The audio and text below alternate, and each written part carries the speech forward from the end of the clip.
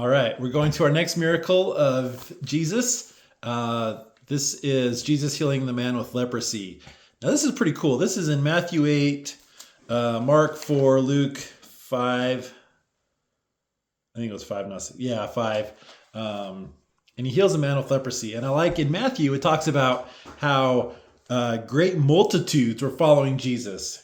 And recently we read about him. He pretty much healed so many people in a city with diverse diseases. He healed all of them. One by one, touched the ill people. He touched them all and healed them, which is really cool. In this, he's approached by someone with leprosy. Now, as I understand it, if you had leprosy, that you were to stay away from everyone else. You were considered unclean. Later we read that there was some thought about they might have done something wrong in the past, which is why they had leprosy. They're being punished for a sin or something, and they were to stay away also so no one else would catch that disease. But it's horrible. Horrible disease. And so huge multitude following Jesus down the mountain, and someone with leprosy comes up, and I'm switching to a little bit of Mark action here. We're still in Mark chapter 1. There came a leper to him. So we see that the leper saw Jesus. The leper went up to him, kneeling down unto him. Verse 40, saw Jesus, kneel down.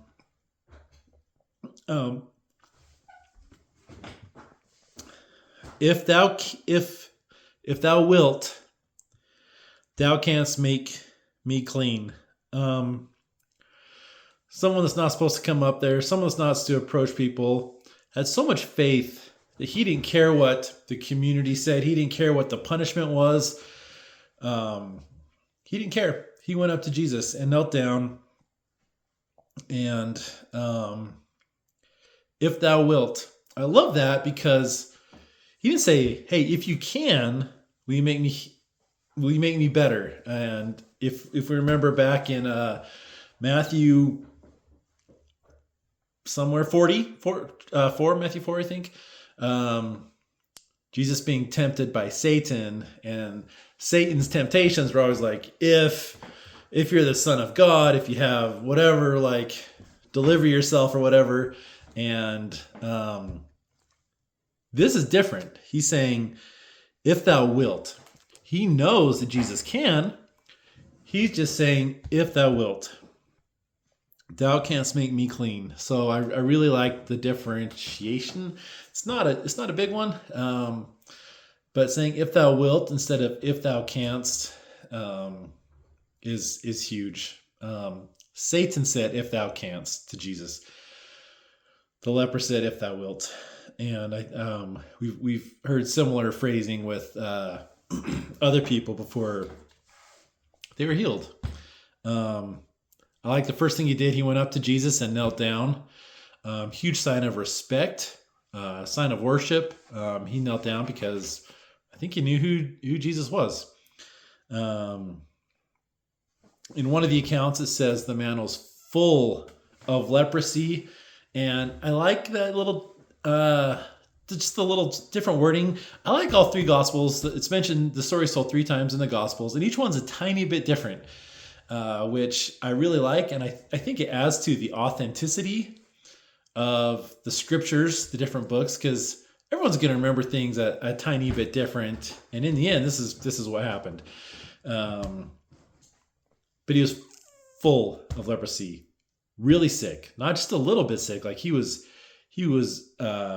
very sick with this. And we mentioned that there's lots of diseases that Jesus has healed. Leprosy is mentioned specifically for that. And I really like that. Jesus was moved with compassion, put forth his hand, and touched him. Sorry, I don't know what's wrong.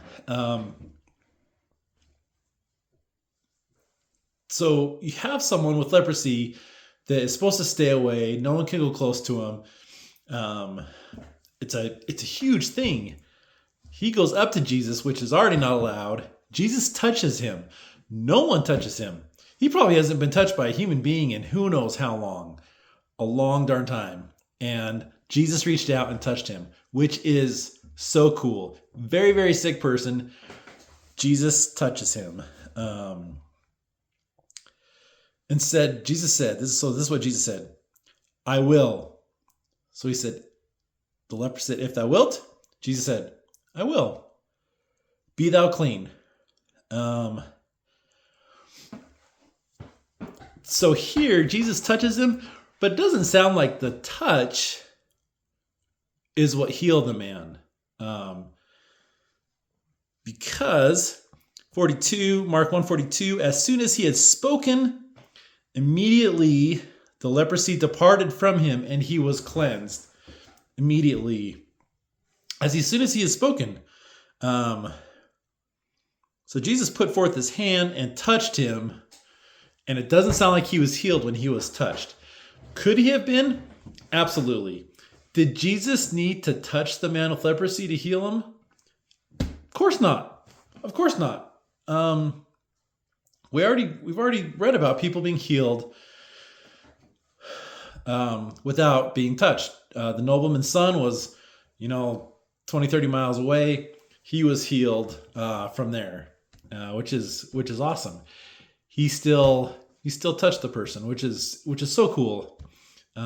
Because I don't think he needed to. I think it was a show of affection and a show of acceptance for this person who had leprosy. So the fact that he touched someone with leprosy is awesome. The fact that he wasn't healed with the touch, I think is super awesome, because I don't think the touch healed him. I think the touch was a show of compassion.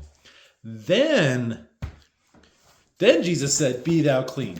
When Jesus said, be thou clean, then he was spoken. He was healed. He was healed as soon as he had spoken. Immediately, the leprosy departed. Again, that's something I love about the healings and the miracles that Jesus does. The leprosy leaves him. The illness leaves him. And I really appreciate, the person is one of God's children is sitting here, but they have this affliction that is separate from them. They have leprosy. They have fever. They have whatever we have today, whatever illness or whatever it is afflicting our lives today. That is something that is with us as a trial for some reason, but it's not us. The leprosy departs from this person, leaving this person whole, but he's still the same person. He just doesn't have leprosy. So I really like that. Again, someone was healed immediately. So far, the healings take place immediately.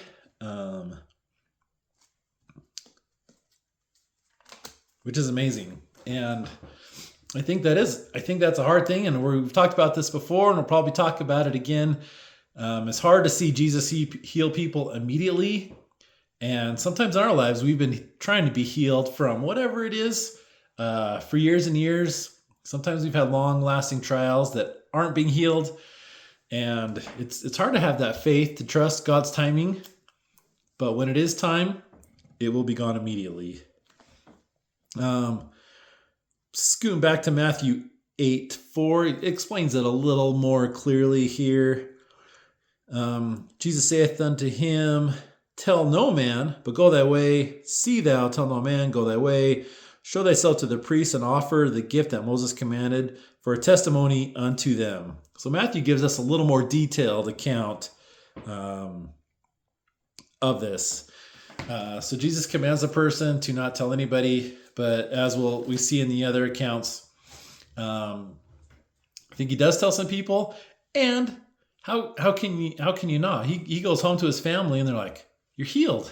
Or he goes around town and people that knew him know that he's healed now. So whether he tells people or not, people are going to notice. But the man was healed, and I love that so much.